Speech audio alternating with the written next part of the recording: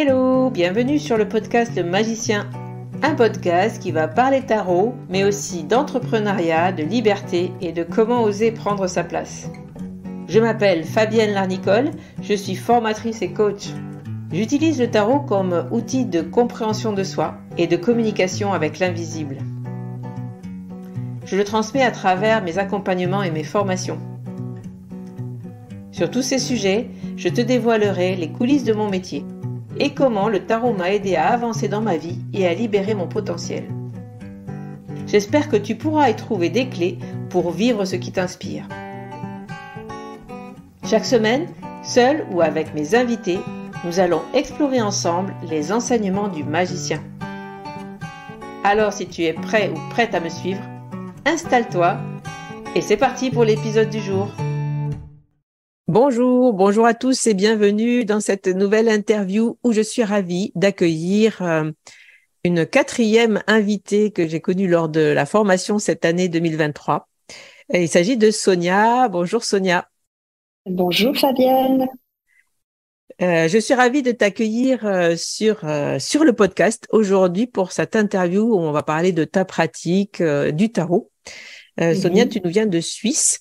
Sur la formation, tu as très vite tourné ton type de tarot sur le coaching, puisque tu vas nous le dire, mais tu es diplômé, tu es coach diplômé et tu vas utiliser le tarot justement dans tes accompagnements. Tu vas nous en dire plus tout à l'heure. Donc, tu as vraiment très vite, enfin moi en tout cas, je l'ai vécu comme ça dans la formation, tu as très vite intégré le jeu, l'élément, les cartes pour en faire ton outil en fait et l'utiliser comme à ta manière. Et je trouve que c'est intéressant justement de s'approprier cet outil. Donc, ça me fait très plaisir que tu nous en parles aujourd'hui sur le podcast. Mais je vais te laisser te présenter. Sonia, du coup, est-ce que tu peux nous en dire plus sur qui tu es? Je te laisse la parole. D'accord, écoutez, merci d'être à l'écoute et puis merci de m'avoir invitée sur ce podcast. Je suis très contente. Ça me fait plaisir. C'est la première fois, hein. C'est un exercice pour moi. Donc et puis c'est aussi intéressant d'apprendre à se présenter parce que c'est ça pour le coup c'est pas quelque chose qu'on fait tous les jours.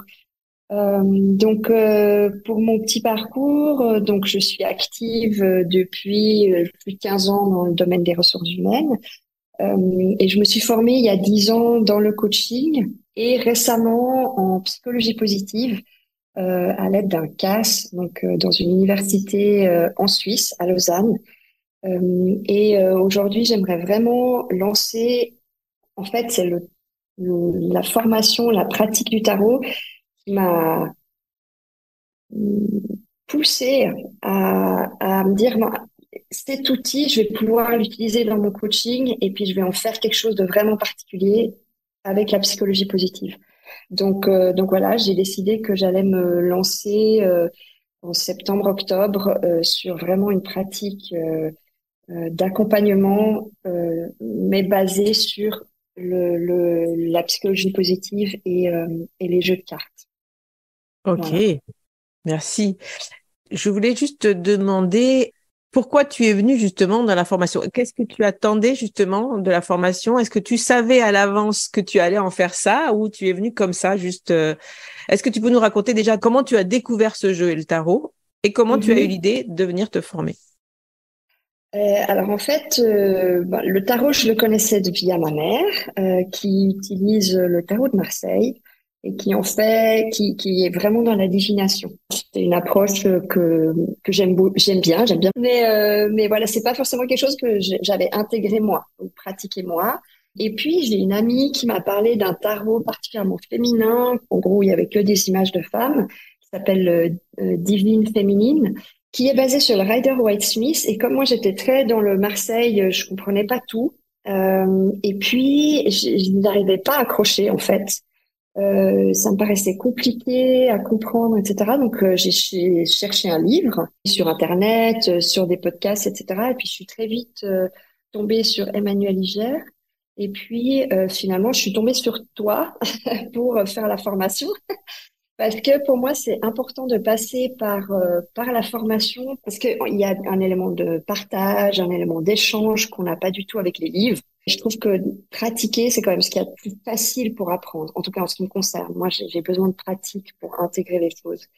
Et puis, je me suis inscrite à ta formation. Et là, j'ai vraiment eu une espèce de flash où je me suis dit, mais en fait, cet outil, je vais vraiment pouvoir l'utiliser dans ma pratique de coaching et par conséquent, je vais enfin pouvoir la lancer parce que j'attendais jusque-là de vraiment trouver l'illumination pour pas seulement pour me différencier, mais surtout pour quelque chose qui me parle. Et là, entre le tarot et la psychologie positive, je me suis dit, il y a quelque chose, je tiens vraiment quelque chose, il faut que je vois comment est-ce que je peux le développer. Donc voilà. Je me souviens justement, dans la formation, on a 6 rencontres en live, qu'à un moment donné, tu t'as dit, j'ai créé un tirage de coaching, j'ai créé quelque chose, je sais ce que je veux proposer. Est-ce que ça a évolué depuis? Est-ce que c'est toujours ce que tu avais pensé à ce moment-là ou tu as encore créé quelque chose d'autre derrière? Oula, alors là, j'ai créé tout un concept, en fait.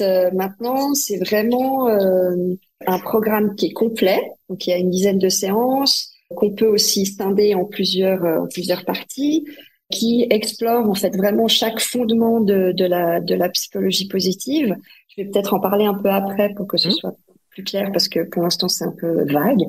Et puis pour chacun de ces éléments, j'ai développé des tirages et qui permettent à la cliente ou au client de se projeter dans son questionnement, de trouver ses réponses propres.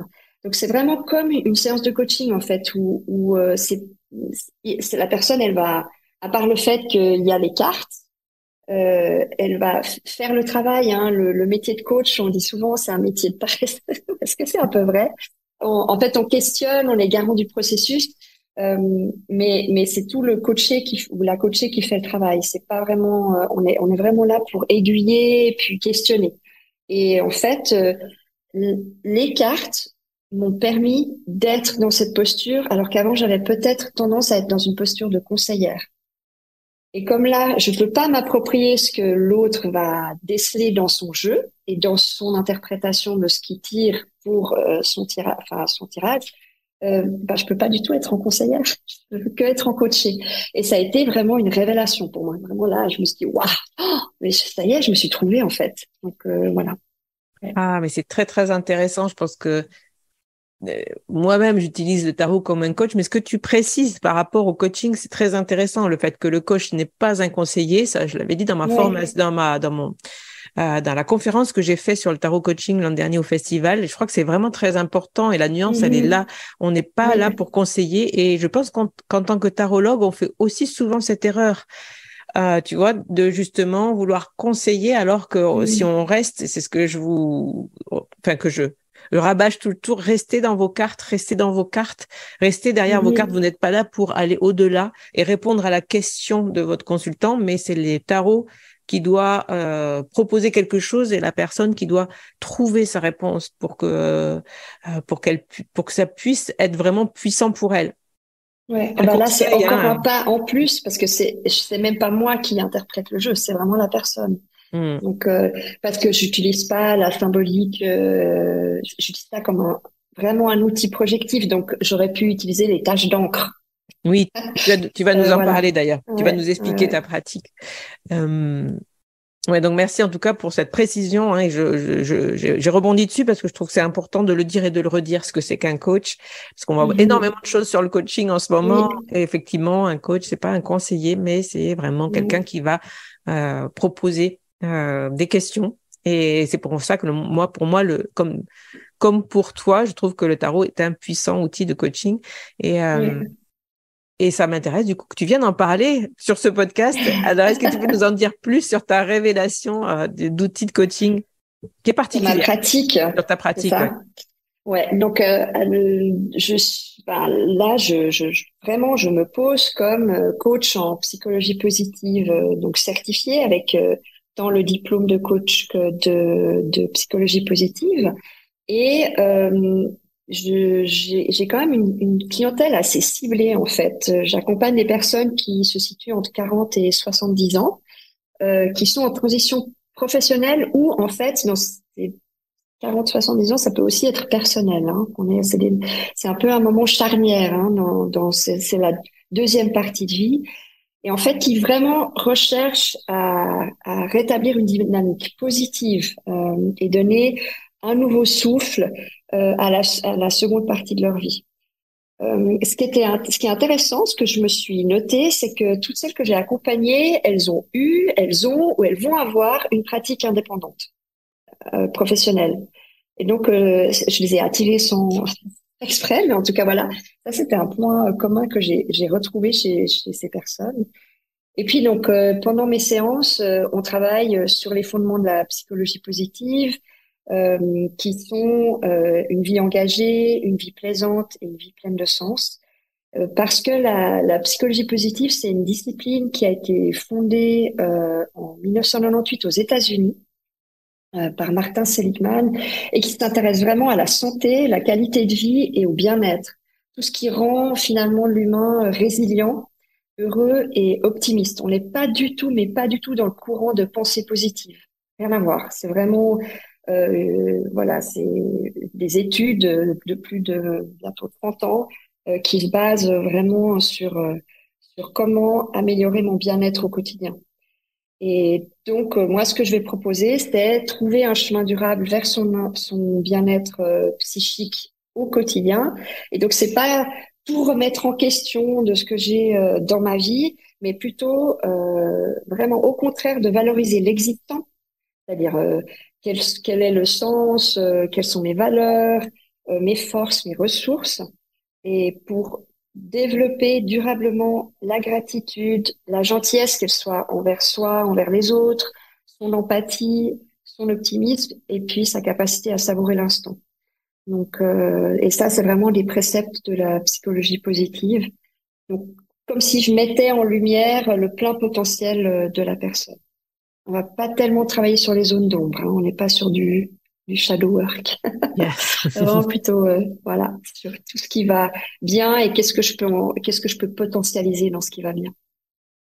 Et même du coup, si tu es pas sur on va pas explorer la zone d'ombre, mais même si tu n'explores pas la zone d'ombre, est-ce qu'elle apparaît pas quand même quand les gens voient des cartes, enfin, puisque tu travailles en projection, on va rappeler ce que c'est que la projection, le travail projectif avec les cartes. Mais est-ce que des fois, quand tu travailles en projectif, justement, il n'y a pas des choses qui peuvent remonter, revenir? Oui, bien sûr. Oui, oui, c'est clair. Il y a certains de mes clients ou clientes qui, voilà, ça fait sortir des choses, hein. Mais ça permet aussi de dire, mais qu'est-ce qu'on en fait? Ouais. Où est-ce qu'on l'amène? Où est-ce qu'on le positionne par rapport à l'histoire du tirage que je propose? Et vraiment, en fait, au final, on arrive toujours, ouais, je crois on l'a toujours tourné de façon positive.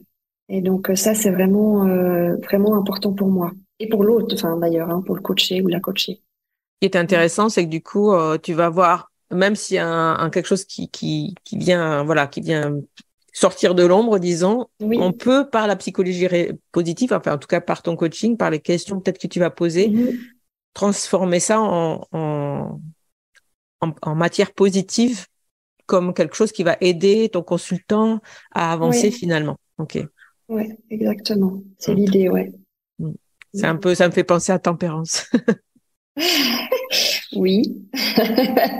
C'est Ça moi, fait penser à tempérance. c'est mon arcane préféré parce que justement, il y a ça, il y a dans Tempérance, il y a voir les deux côtés équilibrer ces deux côtés. C'est ça. C'est-à-dire que quand tu vois ce qui est sombre, ben, l'amener vers la lumière et peut-être que dans la lumière, tu peux voir aussi ce qui est peut-être sombre, pour pouvoir, ben, en faire quelque chose de trouver un sens, équilibré, en fait, à la vie, tu vois, de Mhm. pas être dans le youkou et dans le oh, oh.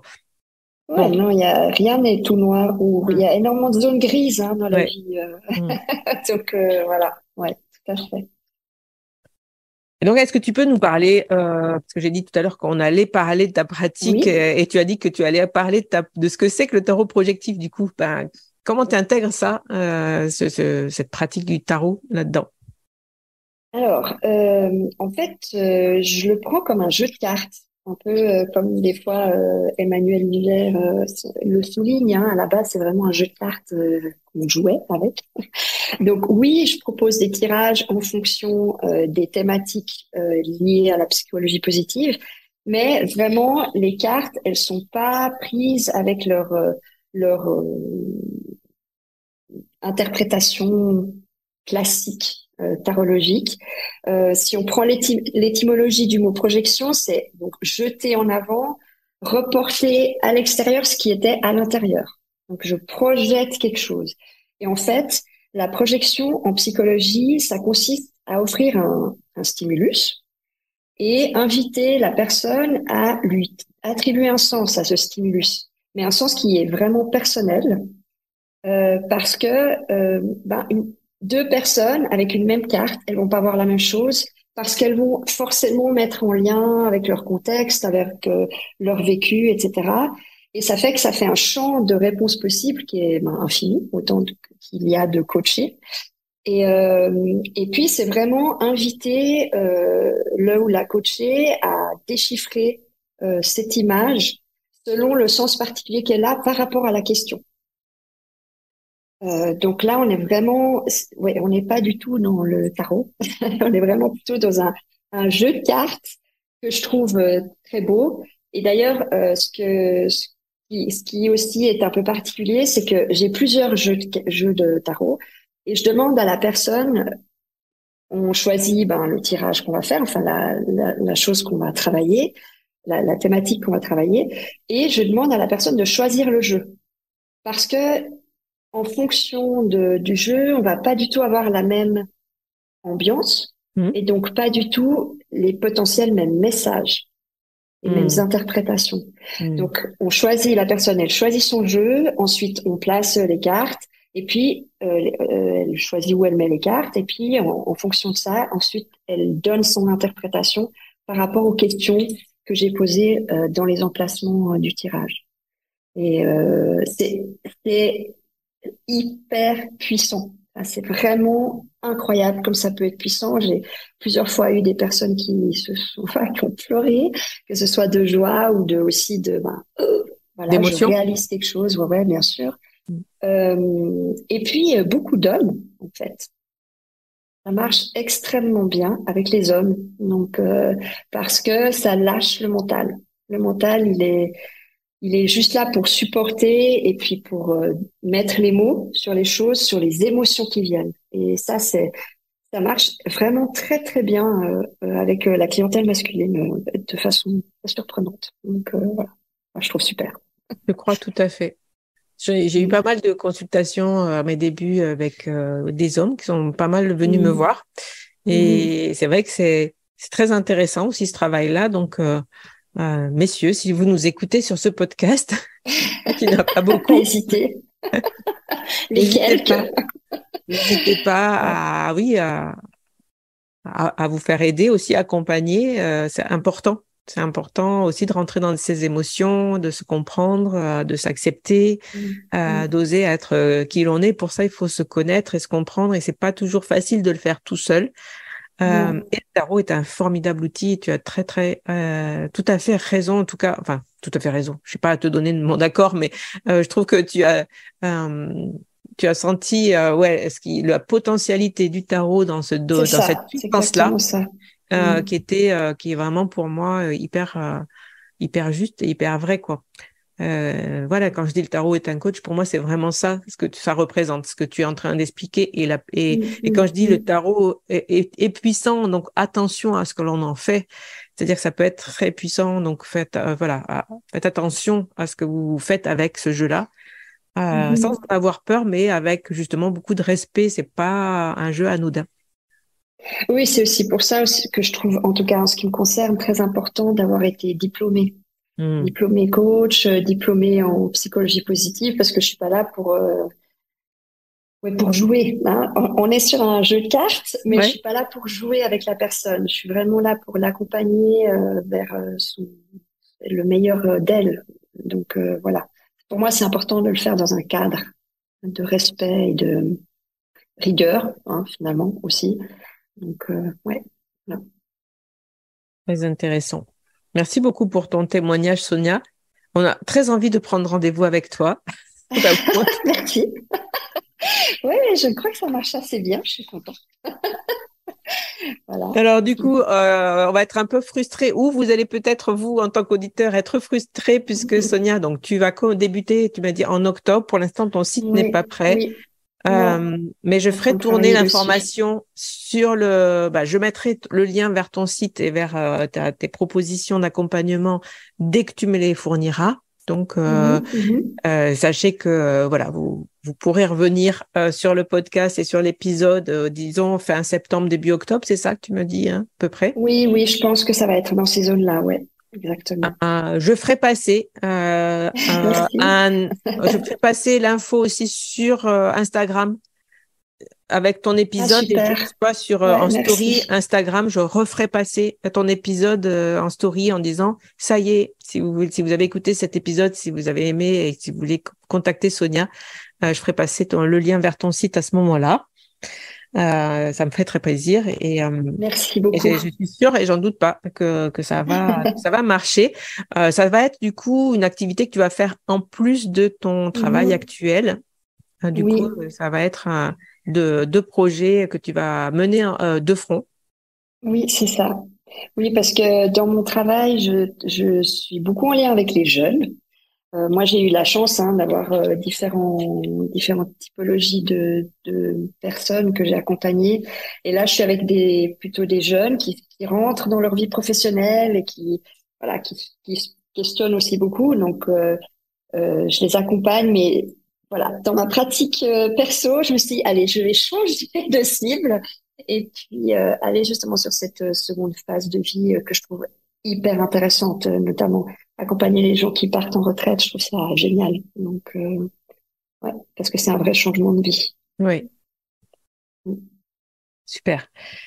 Merci beaucoup. Est-ce que tu as quelque chose à rajouter sur ça ou alors on passe justement à ben la alors peut-être une dernière question. Qu'est-ce que toi le tarot Oui, t'a amené dans ta vie justement, à toi personnellement? moi, je suis reconnaissante en fait au tarot parce que c'est le dernier maillon manquant pour pouvoir lancer ma pratique. Ça a vraiment été la première fois que j'ai fait, parce que j'ai testé sur mon compagnon, c'était le premier cobaye. Donc la première fois que j'ai testé cette pratique mêlant les cartes, le coaching et la psychologie positive, en fait, j'étais presque plus émue que mon compagnon à la fin de la séance parce que vraiment, vraiment, je me suis dit, waouh, grâce aux cartes, je reste dans ma position de coach et merci, quoi. Merci, merci. Parce que sans elle, vraiment, j'aurais pu avoir tendance à quitter et endosser d'autres postures qui sont pas celles du coach, en tout cas. Et ça a été, oui, révélation, le mot est assez juste. Donc, et donc une reconnaissance très forte pour, euh, pour le tarot, cette espèce d'outil magique. Il y a plusieurs facettes. Donc, Ah, c'est très très beau. D'autant plus, oui, que ta maman, puisqu'on en a parlé en début oui, d'épisode, oui, est venue faire la formation avec toi. Vous étiez toutes tout les à deux sur fait. le groupe. Ta mère est quelqu'un qui travaille les cartes de façon aussi exceptionnelle, qui a vraiment une belle pratique en tant que Mhm, tarologue, cartomancienne en tout cas, mhm, mhm, et qui est venue s'intéresser. Comme tu l'as dit, bon, elle a une pratique divinatoire, on va dire prédictive voilà ouais. des cartes, mais qui est venue du coup s'intéresser à ce Rider-Waite qu'elle ne connaissait pas Mhm, et cette nouvelle façon de voir les cartes. Et, euh, euh, et, et j'ai trouvé ça hyper intéressant aussi de l'accompagner dans cette découverte-là, et c'était très très riche. Et peut-être c'est ça un petit peu que tu avais le tarot, c'est ça, et peut-être que je oui, oui, pourrais c'est avoir cette clair. Pour moi, c'était pratique-là. ça. Ouais, Mhm, voilà, mhm, mhm. cette pratique de ta maman. J'avais ce biais, on va dire ça comme Ouais. ça. Ouais. Mais en fait, ouais, c'était émouvant de voir que toi, tu en as fait quelque chose et que du coup, tu as fait ta maman. Et je pense qu'elle a ouvert aussi sa pratique sur peut-être une autre. Je l'ai pas revu depuis, mais voilà, sur une autre conception finalement peut-être de sa pratique. Ou ça l'a peut-être ouvert sur d'autres voies, repartir sur parce qu'elle était partie sur d'autres apprentissages aussi. C'est Mhm, aussi mhm, quelqu'un mhm. qui adore apprendre. Et toi, bah, tu as trouvé ta voie, j'allais dire, C'est et tu ça as osé exactement. prendre ta place dans ce monde-là, là où elle était en fait. Ouais. Ouais, exactement. Et, ouais, de me l'approprier complètement, en fait, d'en faire ma sauce. Mm. C'est génial, en fait, parce que en plus, je suis quelqu'un de créatif, donc ça a vraiment nourri tellement de facettes de moi, la personne professionnelle, la personne qui aime accompagner les gens depuis bientôt, enfin, plus de 15 ans, qui aime être créative. Donc, c'est génial. Enfin, moi, ça m'a ouvert un monde fabuleux. Donc, ouais. Merci beaucoup, en tout cas, de ton partage. Moi, oui, je suis très contente de te revoir dans cet objectif-là Ouais. et bravo Merci. pour ce travail que tu fournis aussi pour le monde du tarot.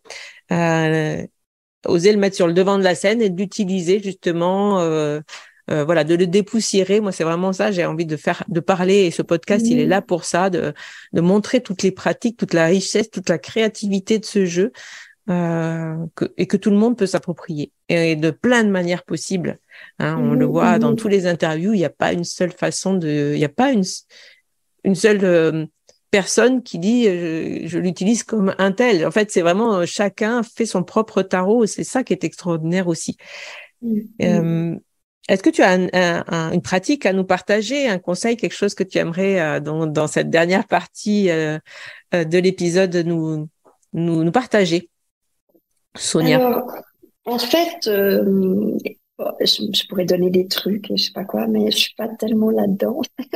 Moi, ce que je trouve important, c'est vraiment d'avoir du plaisir, en fait, et de partager.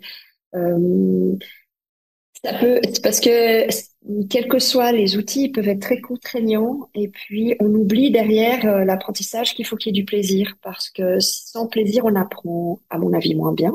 Mhm. Et puis, il faut essayer de se simplifier un maximum la vie en ayant une approche qui vient du cœur et de l'intuition. Donc, et parce que si je m'étais arrêtée, moi, au moment où j'avais ce tarot extrêmement féminin qui était basé sur le rider et que je comprenais rien, j'aurais dit bon bah je laisse tomber. Je dis non mais je vais quand même creuser, il doit y avoir un moyen de, etc. Parce que j'étais tirée intuitivement et par le cœur, par quelque chose et voilà et d'avoir rencontré des personnes qui pratiquent, de voir différentes pratiques, d'écouter aussi des podcasts, hein. Il y en a d'autres aussi qui sont super sur le tarot. Ça m'a décomplexé là-dessus et juste prendre du plaisir. Vraiment, ça, je pense que c'est important de jouer. Ça, faut pas oublier, c'est un jeu de cartes. Donc jouer. Et pas, bien sûr il est puissant, etc., mais c'est aussi un jeu. Donc, Mhm. pour moi, et ça doit rester un peu en tête. Mm.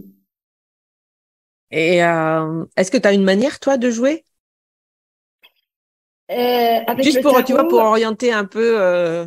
oui, oui, oui, tout à fait. Alors, bah, moi, je suis un peu bicéphale avec le tarot parce que dans ma pratique professionnelle, je l'utilise comme un jeu de cartes, donc, et comme un jeu, enfin, comme un outil projectif et pas du tout comme le tarot. Et puis, dans ma pratique personnelle, je fais vraiment du tarot. Donc là, je vais faire les tirages, ben, par exemple les tiens là du Tarot Beach Club. Je vais faire des tirages où je me questionne sur, oui, enfin, ça peut être les tirages d'Emmanuel aussi. Donc voilà, c'est vraiment plutôt du tarot classique. Euh, et ça fait que, ben justement, ça donne cet aspect jeu. Un jeu, il peut s'ouvrir sur plein de champs de possibles, plein de règles différentes. Donc, d'ailleurs, les jeux de cartes, un seul jeu de cartes, on peut faire je sais pas combien de jeux différents, un rami, le Yas en Suisse, la bataille, enfin voilà. Donc, et c'est exactement la même idée, c'est qu'avec un même outil, on peut faire plein de choses différentes. Et, et c'est ça que je trouve magique, entre autres, avec le tarot. Ouais. Ouais, c'est chouette comme l'idée de ce jeu de cartes avec lequel on fait plein de jeux. Mhm. Merci pour Mais oui, mais cette c'est ça. métaphore. C'est Ouais. exactement ça, en fait. Ouais. Trop bien. Et euh, Est-ce que, alors ça, c'est une question un peu personnelle, Oui, parce que oui. tu vois ce que tu viens de dire, ça m'interpelle. Est-ce que dans les ateliers de pratique qu'on fait pendant la formation, est-ce que tu trouves cette notion de jeu dans certains exercices, ou est-ce que ça t'a manqué justement? Non, parce qu'à partir du moment où il y a des tirages, ça fait partie du jeu. Et j'ai adoré le fait de créer son tirage. Parce que là, pour moi, c'est clairement un jeu. Il y a une partie très joueuse dans il y a aussi une partie, bah, on se met dedans parce qu'on s'implique, puisqu'on veut créer le tirage et puis qu'on veut qu'il ait un sens, parce que sinon ça marche pas. Ouais. Mais en même temps, ça, comment on dit? Ça le rend moins, pas moins sérieux dans le sens moins sérieux en termes de ce qu'il apporte, mais ça le rend moins dur ou Hmm. moins Hmm. complexe. Voilà, Tu veux dire que ça le rend accessible. Tu veux dire que le fait d'apprendre à créer ton tirage, Ouais, parce que c'est ce qu'on fait dans la formation aussi, euh, ça t'a permis de le prendre en main toi-même, en fait, de te rendre compte que c'est tu ça. pouvais, en fait, en faire quelque Mhm. chose par toi-même. Mais c'est ça aussi qui a développé complètement ma pratique professionnelle que je vais lancer. Oui, c'est ça, c'est de prendre cette main-là, d'accord. Ouais, Intéressant, ouais. d'avoir et Bon. ça c'est incroyable. Mm. Donc Et donc, tu ouais. dis, quand je pratique le tarot pour moi, bah, je fais tes tirages du Tarot Beach Club ou celui d'Emmanuel. Est-ce que tu prends le Ouais. temps de créer tes tirages, du coup, à chaque question? Euh, pour l'instant pas, parce que, enfin, en même temps, dès que je lis un article qui est lié à de la psychologie, euh, positive ou pas, je commence à avoir beaucoup de tirages, mais je crée un tirage. Hmm. Et donc, une personne qui, typiquement, dernièrement, j'en ai créé un sur l'hypersensibilité, Mhm. qui est pas en lien avec la psychologie positive, mais par exemple, si pendant le coaching, c'est quelque chose qui lui ressort, j'ai un tirage qui peut faire travailler là-dessus. Ah, tu as créé des tirages pour ton accompagnement. Tu as plein Ouais, d'outils comme ça exact, que tu peux exact, tirer de ta mallette pour pouvoir poser un exact. tirage. Hmm. Ouais, Et quand tu poses ce tirage, par contre, là, tu vas demander à la personne d'y voir quelque chose. Tu c'est n'interprètes pas. ça. Non, Ouais. ouais, exactement. Et donc, c'est elle qui s'approprie complètement et c'est hyper intéressant de voir comment, en fait, c'est comme si j'offrais le tirage et puis de nouveau, c'est une question d'appropriation et c'est mon histoire et c'est mon jeu et c'est mes cartes. Hmm. Et c'est très joli à voir. Donc, parce que j'ai choisi mon jeu, j'ai choisi où je mettais les cartes, on a choisi la thématique ensemble qu'on allait travailler, et voilà, on est vraiment dans du coaching en fait. Donc, c'est super, c'est vraiment top. Donc, c'est comme si tout ça ne m'appartenait plus, mais que ça appartient au coaché, à la coachée, et qui en fait sa propre histoire. Faire du tarot sa propre histoire. Ça pourrait Ouais, c'est résumer ça. cet épisode. Je vais le noter parce que souvent, je cherche une phrase pour mettre un titre sur Ouais, l'épisode. Je vais le ouais, noter de suite. Merci en tout cas, Sonia. Merci avec plaisir. vraiment de tout cœur cet épisode. J'ai beaucoup aimé cet entretien avec toi. Je pense que nos auditeurs aussi. On te retrouve Je très très souhaite. vite dans le grand flot des accompagnements avec le tarot. Il est Ouais. tard que tu sortes ça et on en reparlera. D'ici là, on se retrouvera sur le Tarot Beach Club, peut-être sur un Oui, live.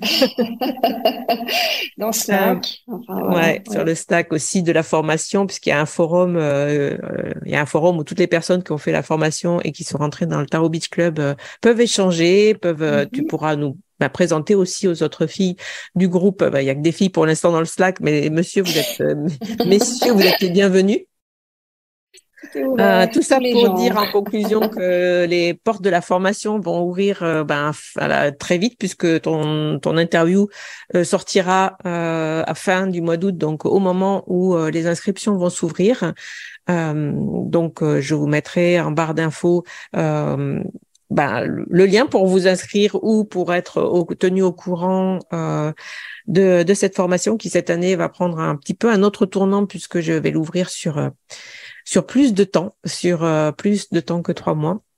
Mais tout ça sera en barre de cet épisode. Je te remercie, Sonia. Merci à toi, Fabienne, pour l'invitation. Je te souhaite du coup un beau lancement pour tes accompagnements. Et on se retrouve très très vite à tous. On vous embrasse. Merci beaucoup. À bientôt. Au revoir. Voilà la fin de cet épisode. Merci de l'avoir écouté. N'oublie pas de t'abonner pour ne pas manquer les prochains. Soutiens le magicien en laissant un avis ou un commentaire sur ta plateforme préférée, Spotify ou Apple Podcast. De mon côté, il me reste à te souhaiter une excellente suite de l'aventure. Où que tu sois, on se retrouve très vite pour un prochain épisode. Bye bye!